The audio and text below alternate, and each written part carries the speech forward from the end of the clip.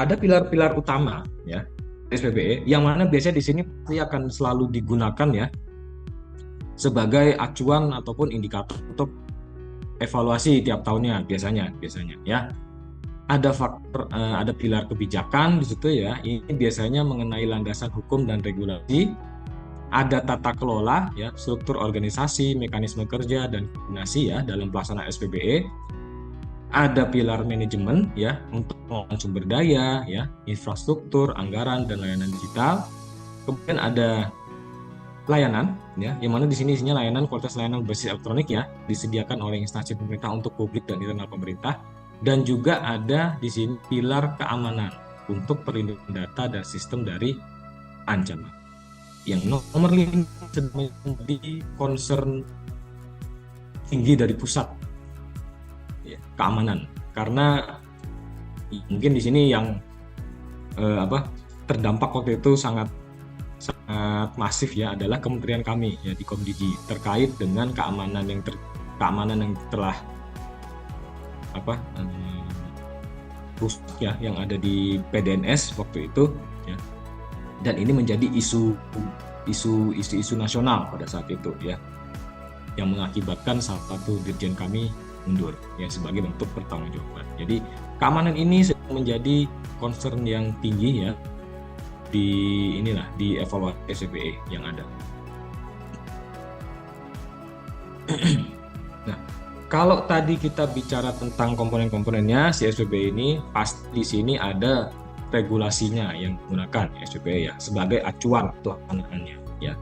Yang pertama adalah yang tertinggi ya, yaitu Peraturan Presiden Nomor 95 di tahun 2018 tentang SPBE yang mengawali semua ini ya, mengawali inisiasi tentang SPBE ini. Ini menjadi landasan utama dalam setiap penerapan SPBE di Indonesia ya. Tujuannya untuk mewujudkan tata kelola pemerintahan yang bersih, efektif, transparan, dan akuntabel, serta pelayanan publik yang berkualitas dan terpercaya menggunakan teknologi ya, menggunakan basis elektronik.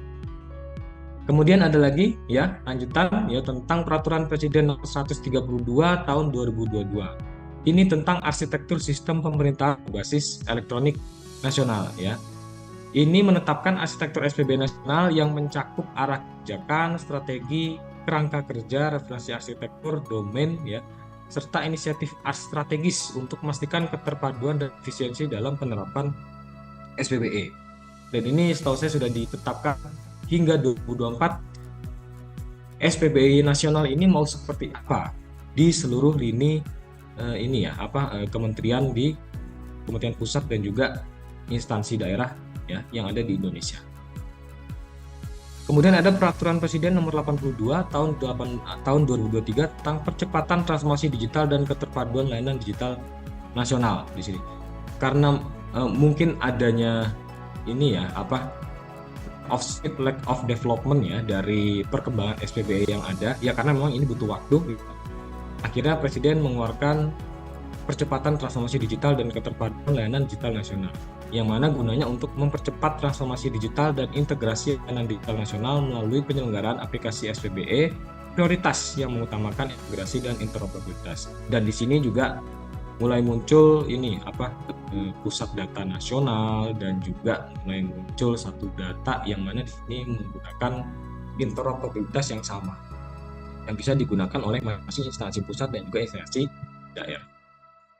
Dan selain itu ya, untuk mereka yang memang melakukan implementasi SPBE yang mana di sini wajib wajib dilaksanakan oleh setiap instansi pusat dan instansi daerah ya, baik kementerian, baik KL, lembaga maupun pemerintah daerah.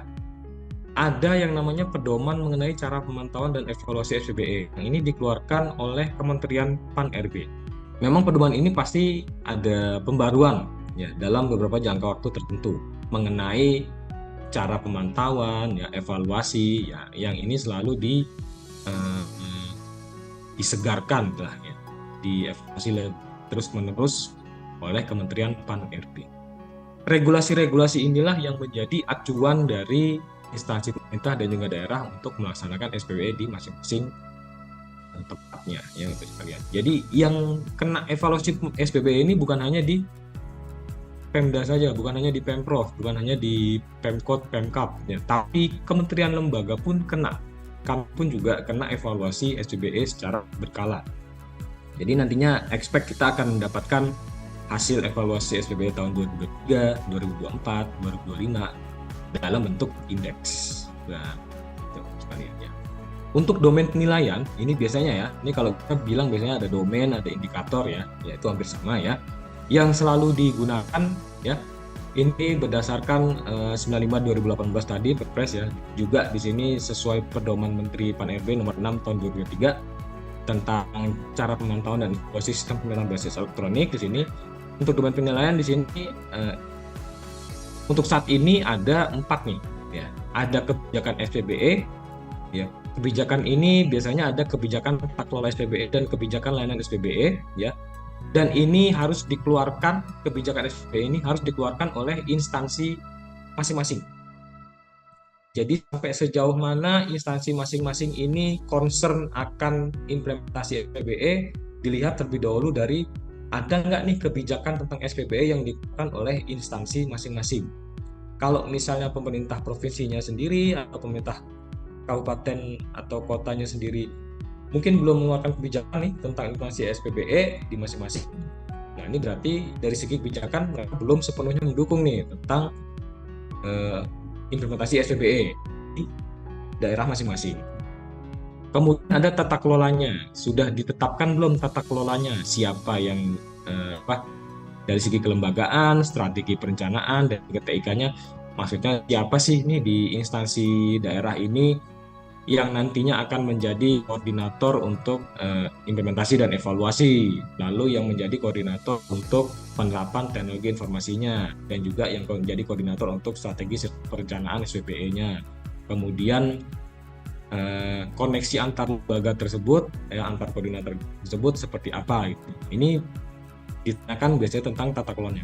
Kemudian ada manajemen SPBE. Ini kalau SPBE-nya di situ sudah terbangun, ya sudah ada layanan yang sudah terbangun di situ, sudah diterapkan dan juga dilakukan pelayanan kepada masyarakat dan juga sektor lain, ada manajemennya nggak di situ, ya.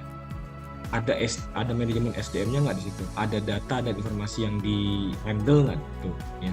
Kemudian ada anggaran nggak di situ. Di sini biasanya terkait dengan keamanan di sini nanti ya. Karena Bapak Ibu sekalian, data dan informasi itu sekarang kalau kita bilang menjadi sebuah isu yang sensitif.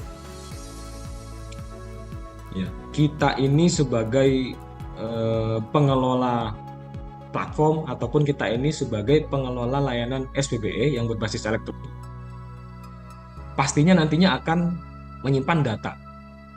Data ini data siapa? Ya bebas ya. Ada data publik, ada data masyarakat, data rakyat, ada data tentang organisasi, ada data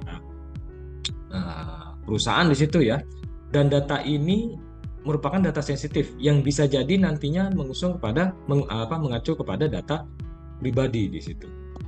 Informasi pribadi, informasi privacy, informasi sensitif di dalam ya. Jadi bagaimana kita bisa mengatur keamanan tentang data dan informasi ini ya. Ini menjadi suatu concern yang sangat dilihat ya di beberapa tahun kebelakang ini.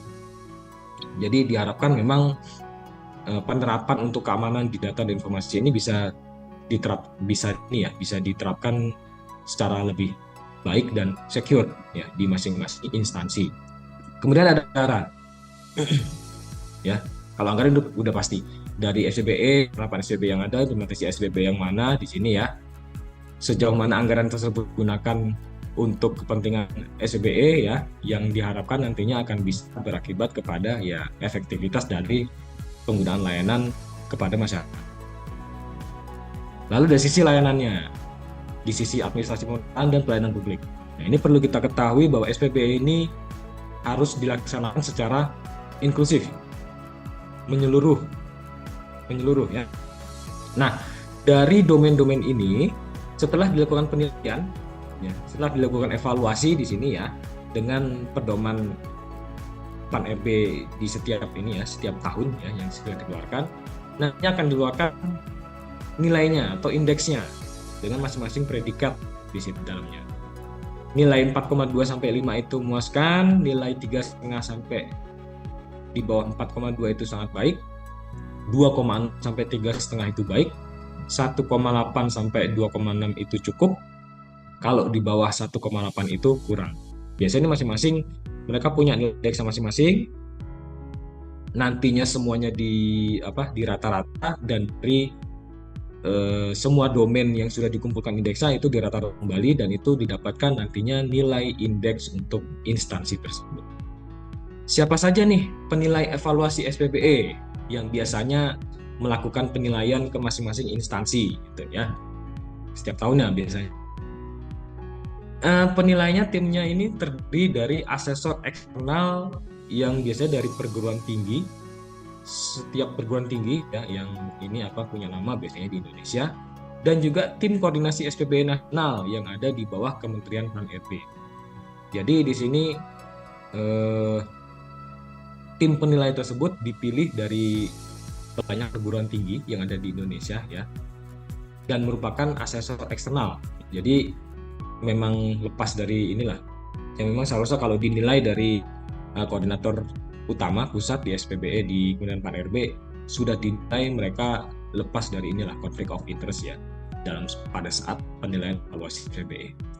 Dari kerangka tersebut ya yang ada di Perpres 95 2018 ya, unsur-unsur SPBE tadi ya di sini Bapak Ibu sekalian meliputi rencana dan arsitektur SPBE. Yang pertama tadi sudah saya jelaskan tentang rencana anggaran, proses bisnis, data informasi, infrastruktur, aplikasi, keamanan, dan layanan. Yang mana di sini nantinya akan meliputi dari manajemen SPBE, di dalamnya meliputi manajemen risiko, manajemen keamanan informasi, manajemen data, aset TIK, manajemen layanan, manajemen pengetahuan, perubahan, SDM, dan audit TIK di dalamnya. Ya, yang mana dalam hal ini ya Peraturan Presiden tentang Arsitektur SPBE Nasional ini nomor 132 tahun 2022 ini yang digunakan sebagai payung hukum untuk keterpaduan penyelenggaraan pemerintah berbasis SPBE. Ya, jadi setiap tahun akan semakin semakin rinci dan rigid untuk penilaian secara teknisnya biasanya.